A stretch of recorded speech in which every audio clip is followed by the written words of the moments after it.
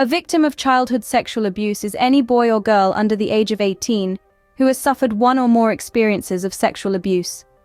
Such abuse results in emotional, mental, spiritual, or physical harm. Any sexual abuse is a particularly sinister type of trauma because of the shame it instills in the victim. But with childhood sexual abuse, victims are often too young to know how to express what is happening and seek out help. When not properly treated, this can result in a lifetime of PTSD, depression, and anxiety. Incest is sexual interaction with a child or an adolescent by a person who is a member of the child's family, a blood relative, an adoptive relative, or someone related by marriage or remarriage. The Bible is not silent about incest. Leviticus 18:6 says, "No one is to approach any close relative to have sexual relations." Some of the most startling statistics unearthed during research into sexual abuse are that children are 3 times as likely to be victims of rape than adults, and stranger abuse constitutes by far the minority of cases. It is more likely for a child to experience sexual abuse at the hands of a family member or another supposedly trustworthy adult. Typically, childhood sexual abuse is not a one-time, isolated incident, but rather a premeditated plan, resulting in repeated abuse by the perpetrator.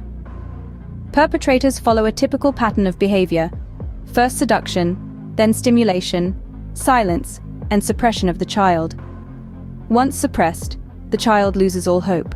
According to childtrauma.org, in the US, 1 out of 3 females and 1 out of 5 males have been victims of sexual abuse before the age of 18 years. And according to the American Academy of Experts in Traumatic Stress, AAETS, 30% of all male children are molested in some way, compared to 40% of females. Silence. The perpetrator moves to ensure the victim's silence through intimidation and fear-inducing threats.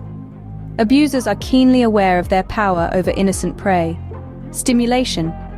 The child feels pleasure in physical touch that seems appropriate, affirming, and warm. Over time, the child becomes desensitized and vulnerable to the progression of more advanced sexual activity. By God's design, the body naturally responds to sexual stimulation. Suppression.